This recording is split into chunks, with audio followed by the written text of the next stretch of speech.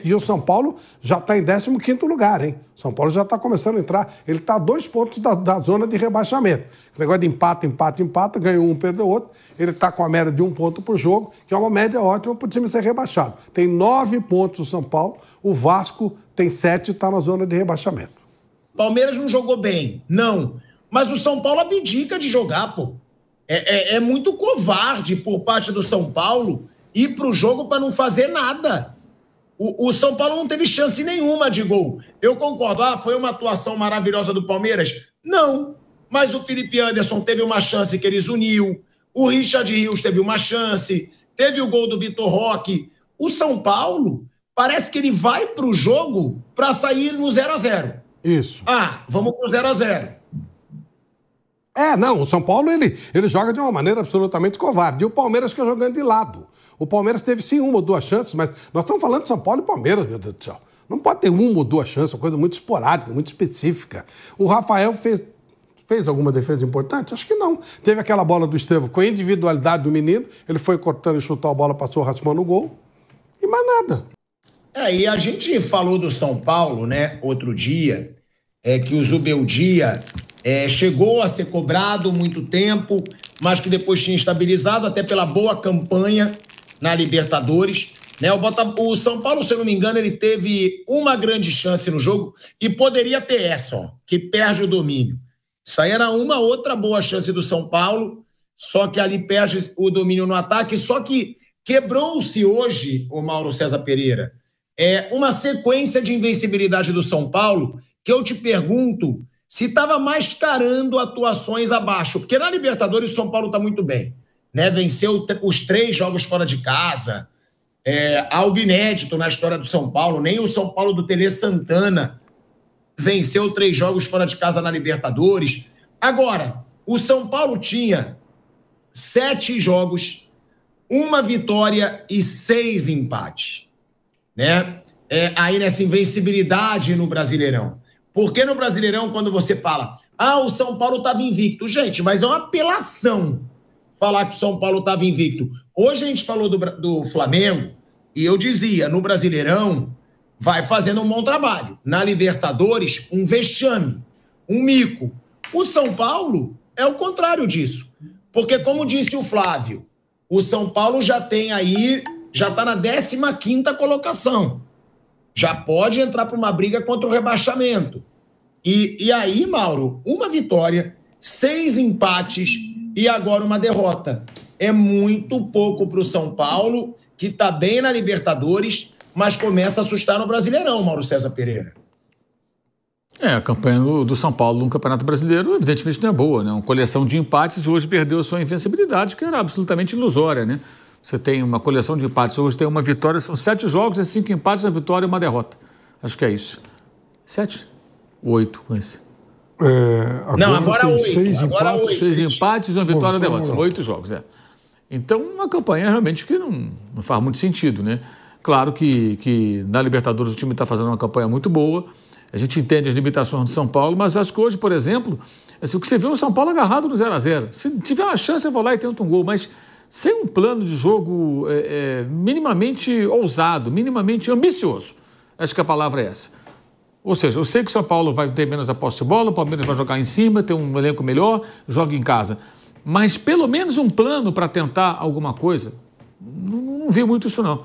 Teve até uma outra oportunidade de finalização, no final até o Luciano deixou a bola escapar numa rara chance que o São Paulo teve, mas a postura do time não é de quem pensa em ganhar de alguma maneira. Eu acho que isso é pouco também. O São Paulo, claro, tem um time menor, mas é o São Paulo. É um clássico, é um jogo de 2 grandes rivais. É preciso ter alguma estratégia para buscar o resultado, buscar o gol, né? E me pareceu muito pouco ambicioso também o São Paulo. É uma campanha fraca que lembra, pelo menos nesse começo do campeonato, os tempos do Dorival, né? Mal no Campeonato Brasileiro e bem nas Copas. E ganhou até a Copa do Brasil naquela oportunidade e foi semifinalista da Copa Sul-Americana. Mas no Brasileiro foi uma campanha desse tipo aí. Sempre ali perto do rebaixamento, tentando escapar daquelas últimas posições, sem conseguir vencer fora de casa. E é mais ou menos o que está acontecendo agora. É só o começo do campeonato, mas achei também que o São Paulo hoje ficou aquém. A gente está falando de um São Paulo que tem a segunda melhor campanha da Libertadores. Só está atrás do Palmeiras, o São Paulo tem 10 pontos, né, em 12 disputados, por causa de um empate ridículo contra o Alianza Lima no Morumbi, que estava vencendo por 2-0 e cedeu um empate. São Paulo tem 3 vitórias fora de casa. É um feito inédito no São Paulo. Por outro lado, o São Paulo hoje está a 2 posições da zona do rebaixamento. O Botafogo, acredite se quiser, tá ali, é o primeiro fora da zona do rebaixamento, mas tem um jogo a menos. Vai jogar ainda o Botafogo. E logo depois já tem Vasco e Juventude com 7 e o São Paulo com 9. Ou seja, são 2 pontos de distância. Tá? O Botafogo está jogando agora, está vencendo o Internacional por 1-0. Tá? Agora, São Paulo o São Paulo está uma posição. São Paulo é o primeiro fora da zona de rebaixamento nesse momento. Exatamente. Com a vitória parcial do Botafogo, o São Paulo é o primeiro fora da zona. O primeiro. Ele só está a uma posição da zona do rebaixamento se o jogo do Botafogo contra o Inter terminar assim. Tá 1-0 o Botafogo agora no Internacional. A pergunta que eu faço, Flávio, você que falou, e também depois para o Piperno, é para gerar preocupação do São Paulo brigar contra o rebaixamento? Cara, porque querendo ou não, a gente está falando de São Paulo, que o elenco é caro, contratou Oscar, tem Lucas Moura, perdeu o Caleri para o resto da temporada, tá muito bem na Libertadores, mas olha que papelão no Brasileiro. Ô Pilhado, o São Paulo é um time que no mata-mata ele pode encarar qualquer adversário, ele já fez isso, né? Mas ele pode perder para qualquer um também, então, ou seja, é um time totalmente irregular. Na hora da regularidade, eu acho que o São Paulo é um time para meio de tabela. Sempre achei isso. São Paulo muito bem é 6º, 5º e muito mal 12º por aí. Só que esse ano ele está bem pior que isso. Ele andou sofrendo alguns empates. Claro, conseguiu alguns empates fora de casa, mas conseguiu. Mas também teve alguns empates dentro de casa, contra o Fortaleza que estava em crise, contra o Sport que está, né, o último colocado, só tem 2 pontos. Um desses pontos foi contra o São Paulo no Morumbi.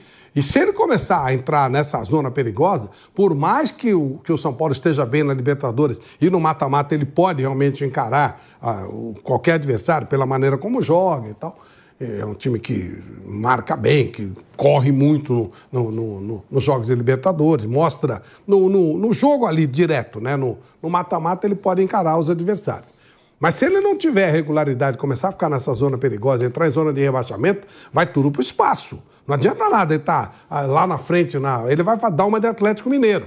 O Atlético teve muita sorte no ano passado, ele poderia ter sido rebaixado. Até a última rodada ele estava correndo risco. E não ganhou nada, nem ganhou a Copa do Brasil, não ganhou a Libertadores e quase foi rebaixado. Então o São Paulo tá mais ou menos nessa linha aí. O time tem que produzir mais futebol durante a competição regular, que é o campeonato onde você pode ter uma avaliação da equipe, onde você pode colocar o seu elenco para trabalhar e somar pontos. Não vai brigar pelo título, não brigaria de jeito nenhum, nem que se dedicasse só a essa competição, porque não tem elenco para isso. Mas dessa maneira, que é um risco muito grande e pode impactar, inclusive, na disputa do mata-mata das outras competições. Não dá para ficar nessa posição que o São Paulo está.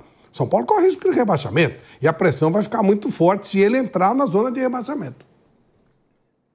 Mas é isso que eu estou falando, o Fábio Piperno, porque são 2 pontos da zona do rebaixamento. O Botafogo está vencendo, está passando o São Paulo. O próprio Mauro lembrou, né, que com o Dorival Júnior foi assim. São Paulo muito mal no Brasileiro e foi campeão da Copa do Brasil. Agora, tem que ligar um alerta aí, porque o São Paulo no Brasileirão, estava invicto. Eram 6 empates e 1 vitória, gente. A campanha é ridícula. São 6 empates, 1 vitória e 1 derrota. Você ter 1 vitória em 8 jogos é para ligar o alerta, o Fábio Piperno. Claro, é maravilhoso, já está praticamente classificado na Libertadores. Eu falei aqui, é exatamente o contrário da situação do Flamengo. O Flamengo está ali brigando pela liderança do Brasileiro, fazendo uma campanha boa no Brasileirão e uma campanha ridícula na Libertadores por enquanto. Mas no Brasileirão tem o rebaixamento, né, Piperno? É bom ficar ligado, porque, quais são os clubes que estão na zona hoje? A gente tem o Sport, que está muito mal, e o Santos muito mal. Agora, a Juventude sempre costuma dar um trabalho em Caxias do Sul, ou seja, pode crescer no decorrer do campeonato. E o Vasco, que é sempre uma incógnita, que é bizarra a situação também do Vasco da Gama, Piperno. Bom, lembrando que o Juventude demitiu o técnico hoje, né, depois da goleada sofrida ontem. E rapidamente, o Flávio citou o Atlético Mineiro. Vamos observar nesses próximos dias como é que vai ser no Atlético Mineiro, se vai haver algum impacto por conta dessa história muito mal contada do Banco Master que está sendo vendido. Porque o dono, o controlador do Banco Master, o Daniel Vorcaro, é um dos acionistas da SAF do Galo. Já colocou 200 milhões de reais lá. Se a coisa apertar, né? Se a coisa no banco apertar, enfim, não sei se ele vai querer o dinheiro de volta ou não, sei lá, negociar a parte dele, enfim. O fato é que isso também é mais um incômodo que surge na vida do Atlético Mineiro, que está devendo bastante. E não começou bem o Campeonato Brasileiro, a exemplo do que aconteceu ano passado, quando fez um Brasileirão muito difícil. E aí que está o negócio. Então, o ano passado, o que atenuava um pouco a campanha ruim era o fato do time estar chegando nas fases decisivas, nas finais das Copas. Ele chegou à final da Copa do Brasil, Libertadores, acabou perdendo as duas. Eu estou fazendo essa comparação porque o São Paulo está nitidamente apostando também nas Copas. Mas o começo do Campeonato Brasileiro é muito ruim, quer dizer, não está deixando nenhuma gordura para o time amanhã depois ter que poupar jogador, poupar uma parte do elenco, né, para poder se dedicar mais às Copas. É o São Paulo que você vai ter que olhar rapidamente para o Campeonato Brasileiro com apenas 20% do torneio disputado. É muito cedo para o São Paulo começar a passar algum sufoco. E aí, a despeito da gente poder criticar algumas escolhas que o técnico do São Paulo fez e faz, e eu acho que pode sim, no Campeonato Brasileiro principalmente, é também um momento de cobrar mais do jogador, porque, veja, o São Paulo, sabe, é uma questão de mentalidade. O jogador não pode entrar em campo só com aquele pensamento, com aquele objetivo de não deixar o adversário jogar. Pô, o cara veste a camisa do São Paulo. Então, também tem que ter poder de iniciativa, tem que ser mais agressivo, tem que buscar mais vitórias. Não pode se contentar com esse negócio de que, puxa vida, 7 rodadas, pô, que bacana, nosso time é o único invicto do campeonato, não perde sei lá desde quando. E, só saiu no Paulista porque erraram um pênalti. Agora não ganha desde quando? Oi? Agora não ganha desde quando? Putz, é um jogo no Brasileiro. Se fizeram onda com a tal invencibilidade Mandrake, agora também faz tempo que não ganha, né? A seca é grande. Né? Então tem que acordar logo, né? Não dá para ficar esperando muito tempo, não, porque, olha, tem muito time aí que já está mexendo no elenco, contratando e tal, porque sabe que não dá para perder tempo. Os times são, tirando 2, 3 um pouco melhores, uns 2, 3 que são muito ruins, tem um bolo ali de uns 10, 12 que não há muita diferença entre eles, não. Mauro, uma pergunta, né, em cima disso. Tem risco de rebaixamento ou de brigar contra o rebaixamento esse time do São Paulo? Ou não? Ou está muito acima de alguns clubes que estão ali brigando também? Porque, eu vou falar alguns clubes que estão nessa briga. A gente tem o Sport, o Santos, o Juventude e o Vasco, que estão na zona do rebaixamento. Aí a gente tem Botafogo brigando, mas que deve passar o São Paulo. Grêmio, Vitória, hoje está muito ali, tudo misturado, né? A gente vê, o São Paulo tem 9 pontos, o Atlético Mineiro tem 12 na 6ª colocação, mas é para se preocupar ou não, Mauro? É muito cedo, e esse time do São Paulo não é time para brigar contra o rebaixamento. Acho que é cedo para falar nisso, né? Começo de campeonato, o São Paulo não está na zona do rebaixamento. Eu acho que é um pouco cedo. O time empatou muito, perdeu o primeiro jogo. Claro que se ficar nesse ritmo de empatar, ele vai acabar se metendo entre os 4 últimos, mas é um pouco cedo para isso. É um pouco cedo. Então não acha que ainda é motivo de preocupação, já que está tão bem na Libertadores? Não, acho que ainda não. Para se preocupar, não. Claro, se ficar empatando, você vai acabar indo para o Z4. Mas eu acho que ainda é um pouco cedo para ficar com grande preocupação. né? E o São Paulo não tem elenco para brigar em todas as frentes. Ele vai ter que fazer as escolhas. E a escolha dele é Libertadores em relação ao Campeonato Brasileiro. Só acho que poderia hoje ter jogado um pouco mais.